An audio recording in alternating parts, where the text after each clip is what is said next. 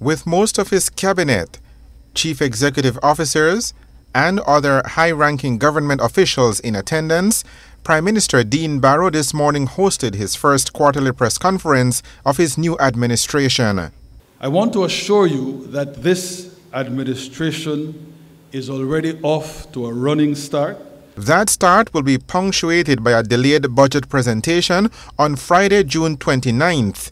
The draft estimates of government income and expenditure will be presented for approval by Cabinet on Thursday, and the budget for fiscal year 2012-2013 will be read in the House of Representatives at the end of the month.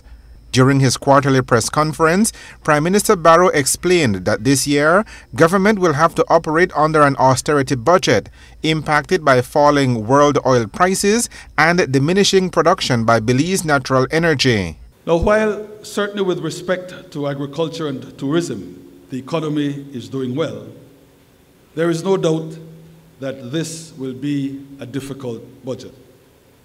Reason number one is what is happening with global oil prices.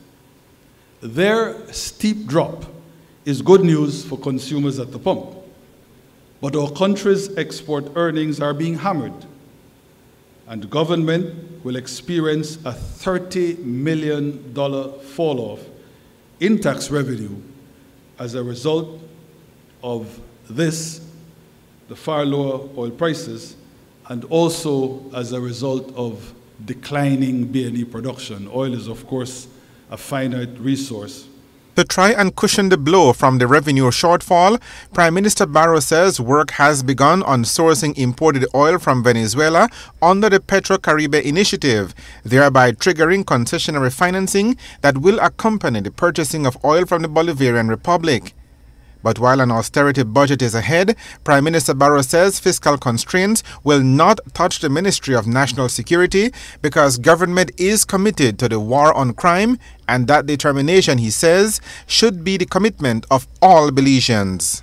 I don't know that any more words will help the message of reassurance that I'm trying to convey. Deeds are what ultimately will prove to be able to provide the kind of reassurance that the nation desperately needs.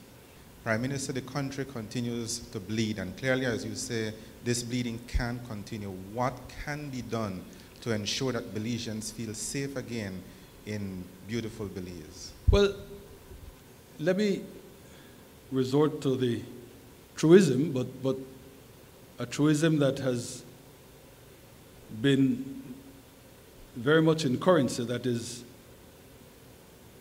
being resorted to a lot by our people, and it certainly gives me a degree of comfort.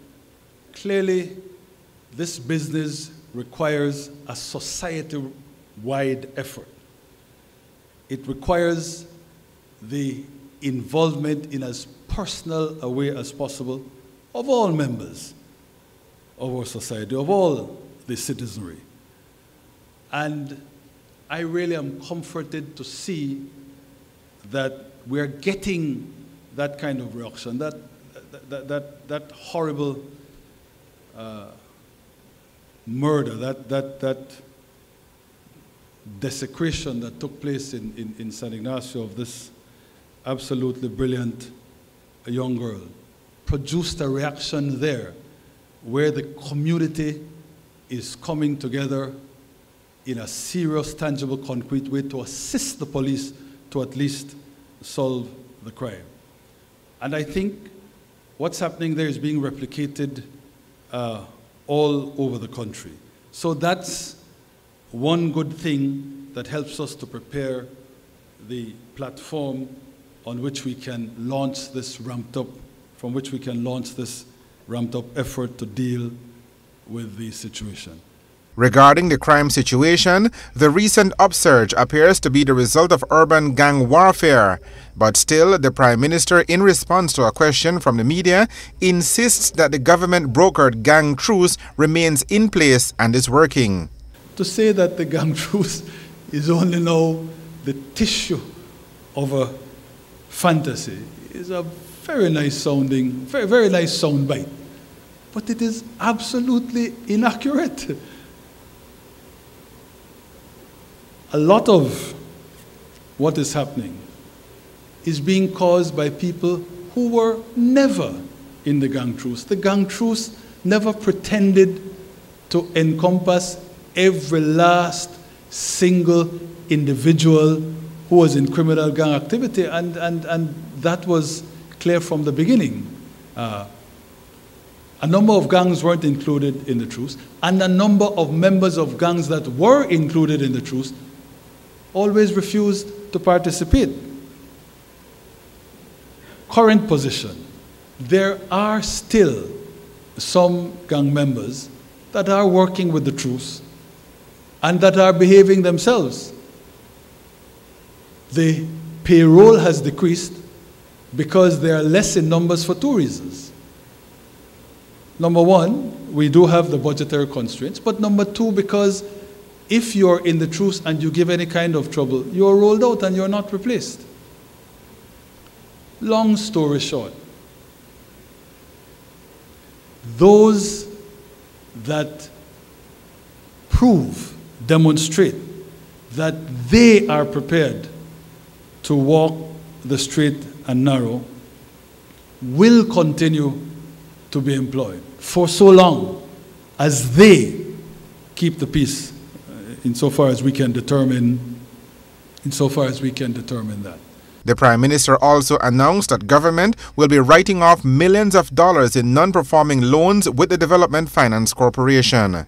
Probably on the same day as the budget presentation, we will be going to the House to seek approval for our DFC write-off program.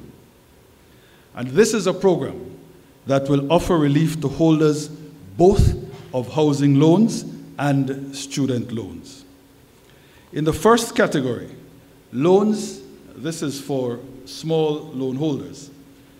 In the first category, loans in an original amount of $20,000 and less will be completely forgiven, provided the borrowers have already paid off 20% of their loan indebtedness. And in the second category, all student loans of $6,000 and less will also be completely forgiven, also provided that the borrowers have already reduced their loans by 20%. There has been no announcement of a date for the DFC write-offs. Reporting for Love News, I am Patrick Jones.